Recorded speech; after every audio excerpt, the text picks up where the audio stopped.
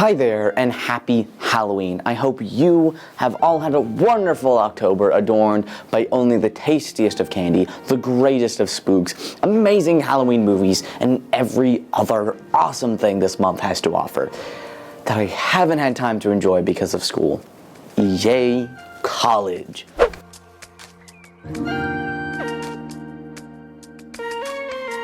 But there is always one thing I am sure to check out during the Halloween season, and that is Animal Crossing. Sure, it's a great game for any time of the year with constant seasonal updates and changes, but it's one of the very few games that has something super special related to the holiday, a massive history.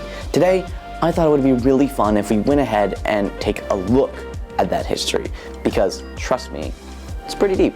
First off, let's head all the way back to 2001 with the aptly named Animal Crossing.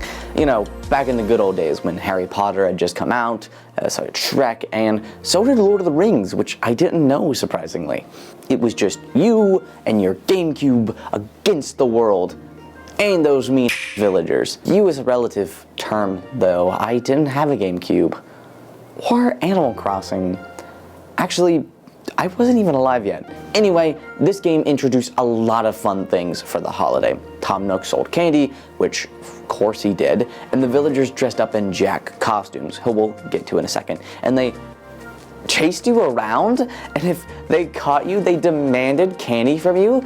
That's not even the worst part. If you didn't have any candy to give them, or if you simply refused, they would turn your clothing into a patched shirt or one of your items into a jack-in-the-box or jack-o'-lantern. Look, I know I said the villagers were meaner in this game, but damn, that is harsh.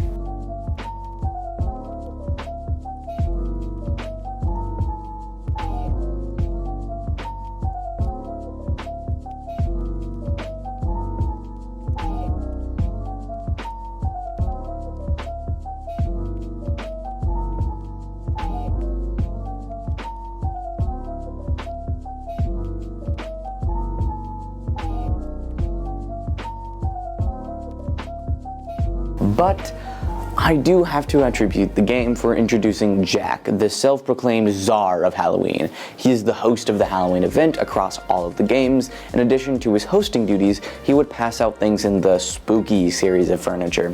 He wears a pumpkin on his head, which, as I said before, makes him look relatively similar to the other villagers during the holiday. You could imagine a kid running into him for a fun surprise, you know. Back in 2001, the good old days. In Animal Crossing, Jack would appear in random places, and much like the other villagers, he would ask the player for candy. Like I said, he would give you furniture if you gave him candy, but if you didn't have any or refused, he would change your clothing or an item you had, which is mean, but hey, at least he doesn't chase you around, I guess. A final cute note from this game is that Tortimer, the mayor in previous Animal Crossing titles, would stand next to the wishing well, dressed up as Jack, and he would give you an item called Katrina's Tint. And for those of you that don't know, so probably most of my target audience, Katrina is the fortune teller in Animal Crossing. Next up is Animal Crossing Wild World, which came out in 2005 for the Nintendo DS, otherwise known as God's Strongest Handhelds. However, in this game, there was no Halloween event. I don't remember that. Why did that? What? That's stupid. The next instance of the Halloween event was in Animal Crossing City Folk, which came out for the Nintendo Wii. Dissimilar to Animal Crossing, not to be confused with Animal Crossing Wild World, or in this case, Animal Crossing City Folk. This game did not have all of the villagers going out at night. However, I think it's a pretty fair trade-off considering that you could go and trick-or-treat at their house. This is a super fun feature that I'm glad they've kept around for later installments. If you were to, say, visit an inside villager on Halloween, they would give you candy, but only if you were wearing a costume. Outside villagers would once again chase the player upon seeing them, and if you were caught, they would ask you for candy. If the player didn't have any on them or refused, the villager would play a trick on the player, resulting in one of the following. Number 1, an item in the player's pocket would have been turned into a jack-in-the-box. 2, any worn accessory may have been turned into a pumpkin head. And 3, the player's shirt/dress may have been transformed into a moldy or patched shirt/dress. Glad to see they changed it up a bit. A little, anyway. Much like Animal Crossing, not to be Never mind, the bit wasn't funny the first time. Much like in Animal Crossing, Jack won't chase you and he'll give you crappy stuff if you don't give him candy, but if you do have candy, he'll give you the alluring spooky furniture. Next up is Animal Crossing New Leaf, which was largely similar to City Folk. However, there is another really fun detail here that you could only do on Halloween night. Scare your villagers. Yeah, that's right, Ursula. It's my turn to scare you now. Stupid. To prepare you for scaring your villagers, you would buy various masks from Able Sisters and candy from Timmy and Tommy's store. Just like their uncle. He would be so proud if he could see them now. Speaking to villagers during October would reveal their fears to you. Also, you could give some villagers candy and they would reveal other villagers' fears to you.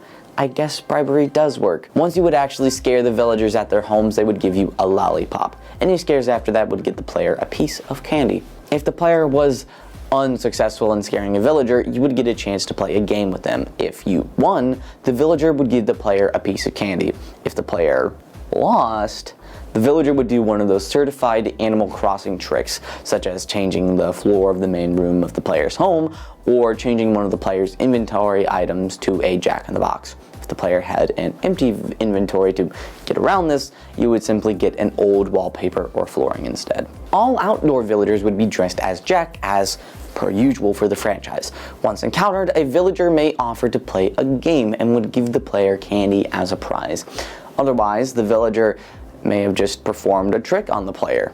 Jack could be given lollipops in exchange for pieces of the creepy theme.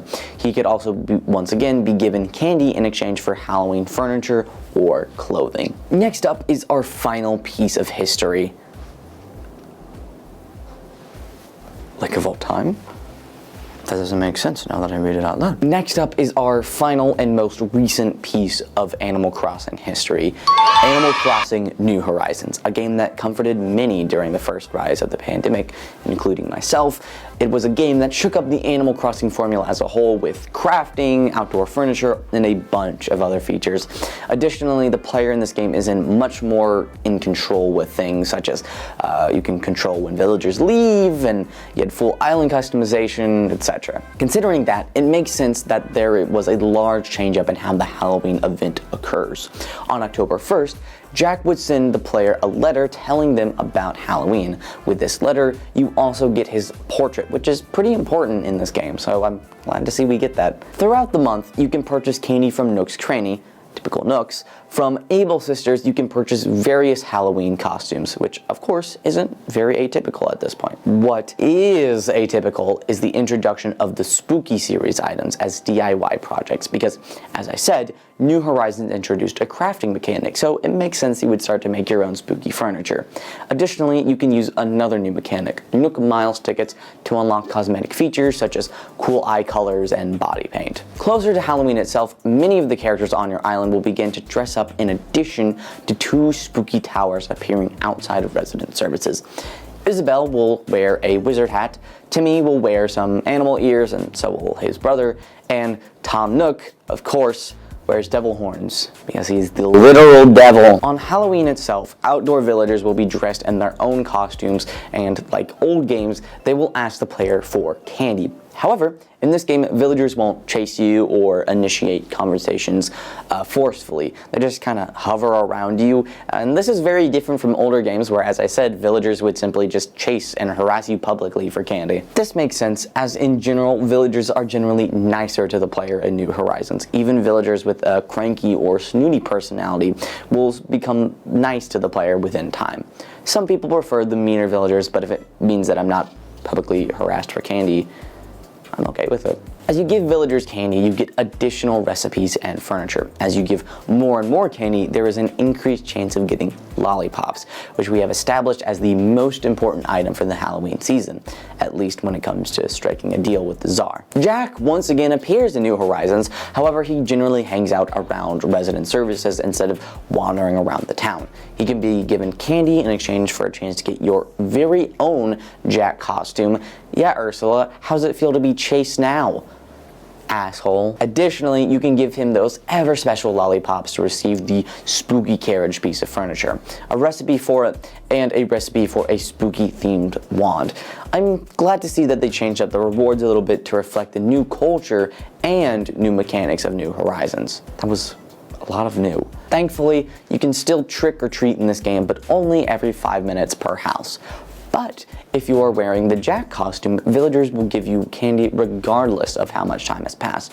However, they can only be fooled once. Small note here at the end for Horizons, you can get some reactions, scare, and haunt. They're pretty cool, but not the highlight for me. I much prefer the cute costumes and furniture, not Fortnite emotes. Watch, I'm gonna get canceled for making fun of Animal Crossing reactions. I like them, they're cute. So I think that about covers all of the Animal Crossing games and their Halloween history. Surely I didn't forget or purposefully ignore any titles. Why would I do that? But why did I make this video today? You know, I kind of sat there writing this video thinking this exact same thing. Because originally this video was going to be about Halloween events and video games in general, you know, talking about various Halloween cultures for video games. But there was one clear winner with a long history spanning over a decade, and that was Animal Crossing. Halloween has been an aspect of it for so long. Wait, I said over a decade? It's been 21 years. Oh, I didn't do the math on that one. But there was one clear winner with a long history spanning over 2 decades, and that was Animal Crossing. Halloween has been an aspect of it for so long, and there's something that is just innately special. There's something about returning to such a core part of your childhood as an adult in such a peaceful game. I'm sure many of you haven't been trick-or-treating in many years, and there's something about spending time in your little fall town trick-or-treating with your cute villagers that is innately calming and nostalgic and special. So if you happen to find yourself looking for a good way to spend this fall or Halloween, maybe give Animal Crossing a visit if you have a Switch. Or if you have a legally acquired ROM to play on official hardware. Anyway, thank you so much for watching. I hope you enjoyed this Halloween history for a game franchise that really means a lot to me. If you'd like to support the channel, go ahead and like, subscribe, ring that bell, all that good stuff. Also, go ahead and comment down below on what you'd like to do for Halloween. I know Overwatch always has super awesome Halloween events, and when I played Terraria more, it was always a must play around this time of year.